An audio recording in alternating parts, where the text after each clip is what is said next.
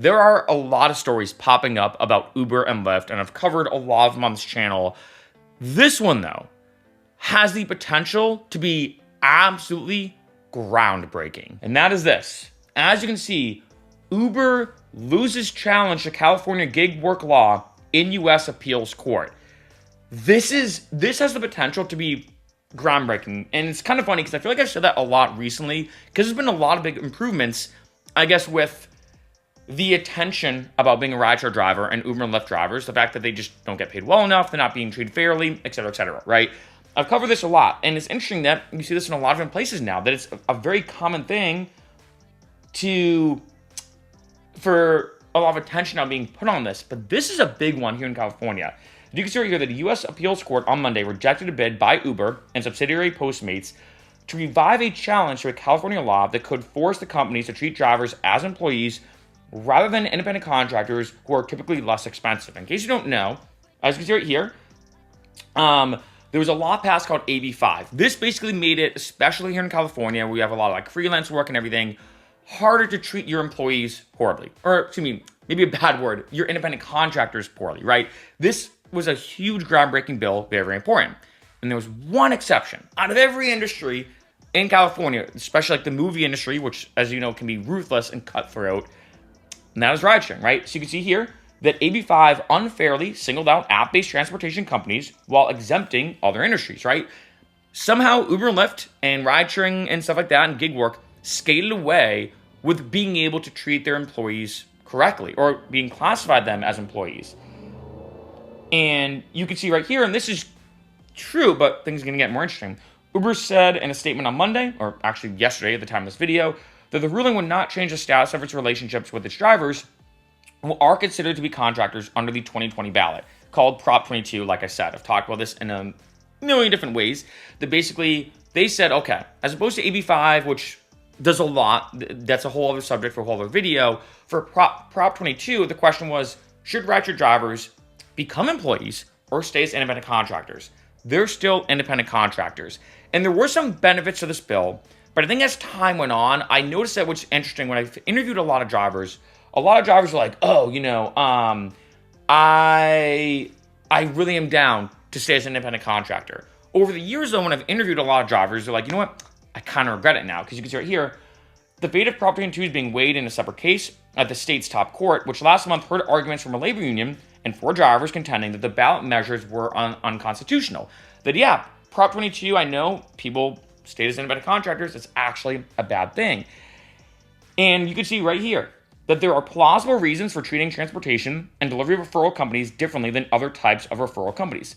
And to an extent, I get what they're saying, but they perceive transportation and delivery companies as the most significant perpetuators, if I'm pronouncing that correctly, of the problem it's ought to address, worker misclassification, right? Because when it comes to being an employee or an independent contractor, employees are entitled to minimum wage, overtime pay, reimbursements for expenses, and other protections that are not extended to independent contractors. As we all know, Uber and Lyft does whatever they can to take advantage of their drivers, and Uber, Postmates, and similar services typically treat workers as contractors in order to control costs.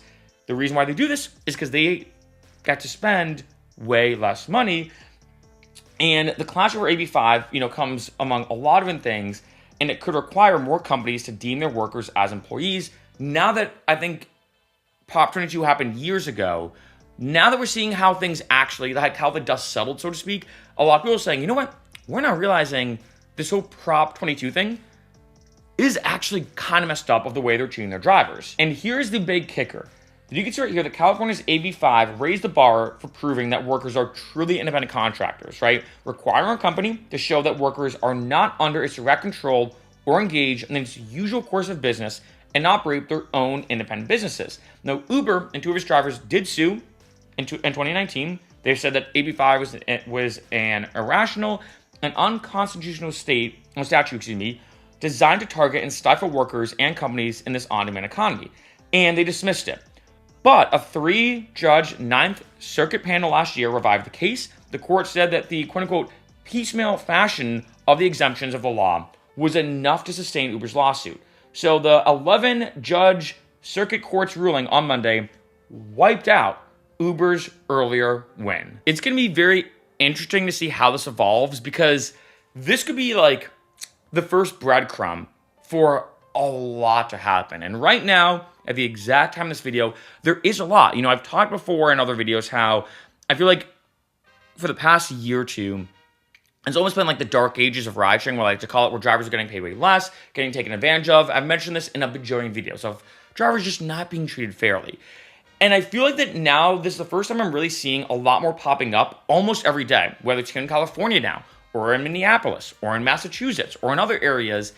There are a lot of legislation and legal entities and whatnot are saying, you know what, we got to look more into this ride share thing. Like, something's not adding up. Look what happened in Massachusetts, where one auditor found that Lyft and Uber owed hundreds of millions of dollars as a result of not treating their drivers fairly in terms of, like, say, unemployment or paid sick leave or etc. Something's not adding up. And we have to kind of revisit this whole conversation about rideshare drivers. Are they really independent contractors or not? And I will say, and I will say this, I feel like when I talk to most drivers, they want to be independent contractors. I'd say I've seen that across the board. And I personally have changed my stance. I used to think drivers should be employees. Now I'm like, you know what? I feel like they should stay as independent contractors, but it is a gray area. I feel like for the first time maybe ever in history, I don't know if this is an exaggeration. Maybe some people can let me know what you think in the comments. But I feel like ride sharing is the first industry to really disrupt this question. Because before, not saying it was clear, but I feel like if someone said, are you an independent contractor or an employee? It was a lot easier for multiple industries to say, oh, yeah, they're definitely an employee. No. They're definitely an independent contractor.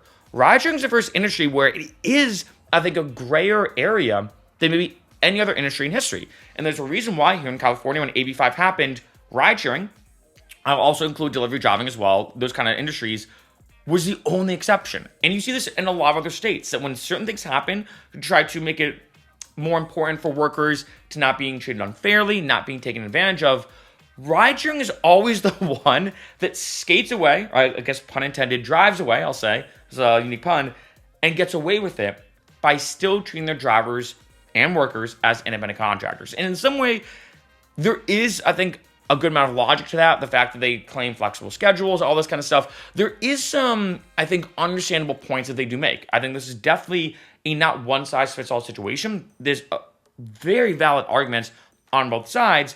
And one thing I've said before in other videos is it almost seems like ride sharing has now started to create its own category of independent contractor with benefits, where you get treated as an independent contractor based off the legal structure of being an independent contractor.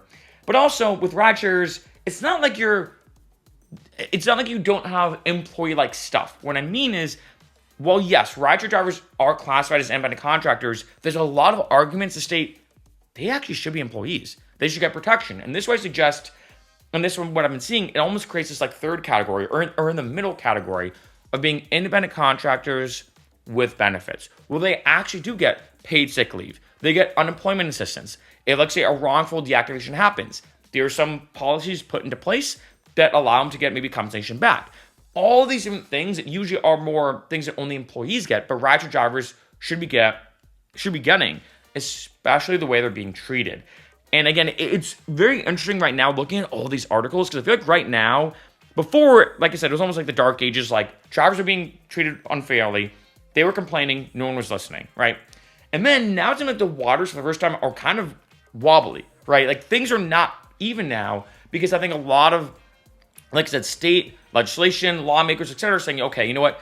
We got to figure this out. Like, are drivers just independent contractors or not? Because something's not adding up, both financially, both when it comes to workers and everything. And I feel like this could actually be, like I said, a very first big breadcrumb where California, which remember is like the ride-sharing hub of the world, could look at it and say, you know what? Maybe we should revert Prop 22 back. Should drivers actually now be changed to employees?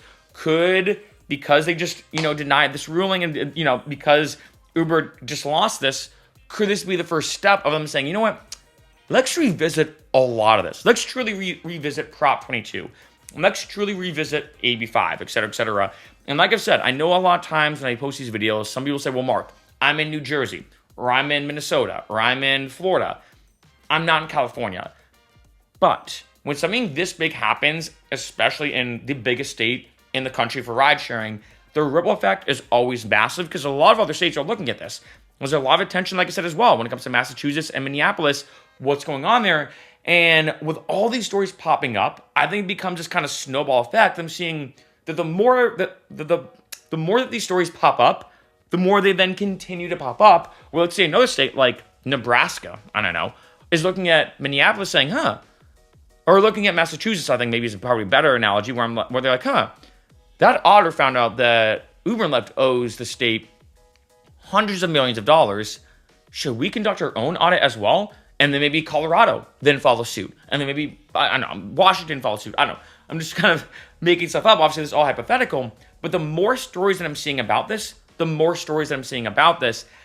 and this could be a groundbreaking one, because if, let's say, things continue to move full steam ahead, and there is, let's say, a lot of revisiting taking place, and a lot of maybe more attention on this now, and a lot of just legislation and lawmakers looking more intensely about this, about maybe changing a few things here in California, it could be massive for ride sharing.